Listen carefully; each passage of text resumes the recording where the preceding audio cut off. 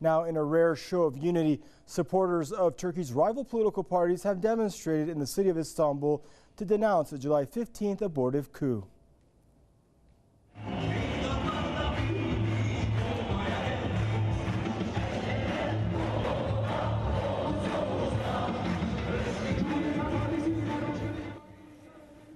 The rally was organized by Turkey's main opposition Republican People's Party, or the CHP.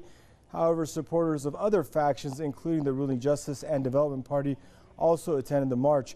Demonstrators that gathered in Istanbul's Taksim Square called for democracy to govern over their country. Now, addressing the crowd, the CHP leader warned about the government's approach during the ongoing state of emergency. The state could not be governed by grudge, anger and prejudice. The culprits of the putsch should be tried lawfully with the understanding of abiding the rule of law. This is a prime requirement for the state's integrity and dignity. Torture, ill treatment, oppression and intimidation would level the state to the putschists. This should not be allowed.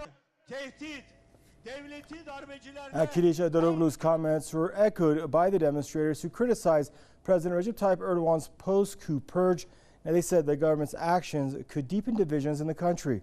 Erdogan's government is cracking down on those suspected of being behind the coup attempt.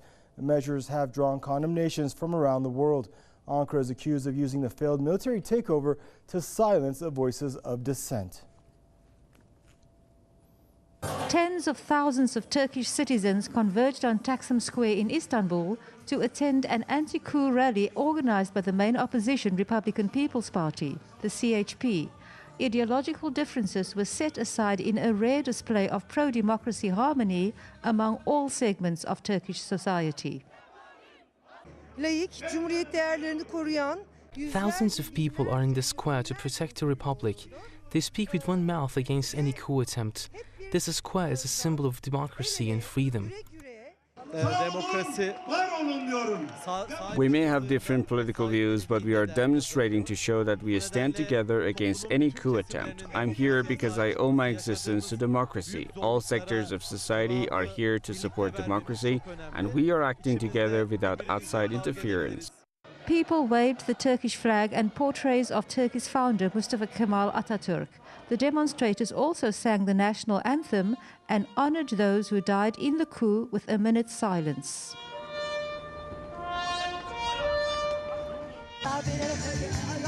We want a free Turkey. We came here because we're against any military and civilian coup attempts. The CHP leader Kemal Kılıçdaroğlu condemned the coup attempt and unveiled a 10-point manifesto that focused on respecting the parliamentary system of the country. Kılıçdaroğlu highlighted the imperative of upholding and respecting civil liberties and cautioned against authoritarianism. Kılıçdaroğlu also emphasized that the dignity of the state required that those responsible for the coup be punished within the principles of the law. The warning by the opposition party leader comes as rights group Amnesty International says Turkey has tortured the people it has detained in sweeping arrests since the abortive coup. The London-based group claims some of the detainees have been subjected to beating and torture, including rape in official and unofficial detention centres. Turkish officials have flatly denied the allegations. Meanwhile, Justice Minister Bekir Bozdağ has said prosecutors are investigating people who have alleged on social media that the coup attempt was a hoax carried out by the government. The first cross-party rally against the failed coup attempt in Turkey reveals the extent of support the Turkish government is receiving from the nation. Here at Istanbul's iconic Taksim Square, the ruling AKP has joined forces with the opposition People's Republican Party to form a united front against any attempt to undermine democracy in the country. Karen Rakit, Press TV, Istanbul. Now we're joined out of Ohio by Mr. Gordon Duff, a senior editor at Veterans Today. Welcome to the program, Mr. Duff.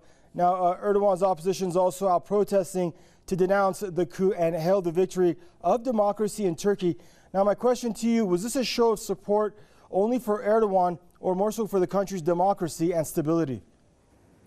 Well, I think it's a lot of people very frightened who've seen thousands of people hauled off to prison. They've seen a government request the authority to start using the death penalty.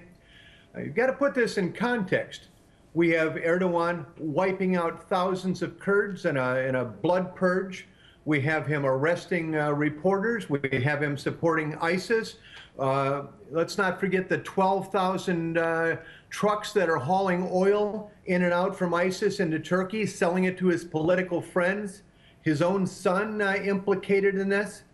And now all of this, and this is the first time the idea that this coup could be totally staged by Erdogan, that was even asked at a press conference to U.S. presidential candidate Donald Trump.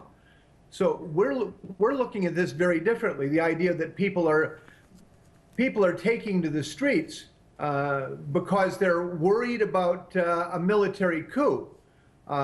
I think this is right out of the neocon playbook, and to Americans, this looks like the work of George W. Bush. But given the fact that he has his critics and his opposition, but still the number of people that we're seeing out in the streets somewhat shows that he also is still enjoying the support of a large segment of society. Your thoughts on that? Oh, I think that this is my own opinion, I think the coup is a very successful scam. You know, those of us who look at things like this, and this is one of my jobs, he had years to fill the military with his own supporters. The first thing he did when he got into office was to clean any political opponents out of the military. All that was left were a rare few. There was never the threat against the Erdogan government by the military that he's indicating. The military had long since been taken over. Islamist extremists had long been operating the military. He had used Saudi Arabian money to buy military leaders, to buy their loyalty long ago. They had supported his moves in support of ISIS. They've supported his moves against Russia. And now he's blaming radicals for shooting down the Sukhoi 24. It wasn't him. Well, it was him before, and it's not him now that it's convenient for that to not be him now. Sure, people are going into the streets. People who don't know any better, people who are being played. It's a smart move. This was well organized. This was prepared long in advance. And Mr. Duff, I'm sure you've heard of all the concern around the current post-coup purge that's taking place, that it's going to have detrimental impact on the country if it runs outside the rule of law. And what are your feelings on that? Well, we've never seen a respect for rule of law by Erdogan before. I don't know why he'd start having that.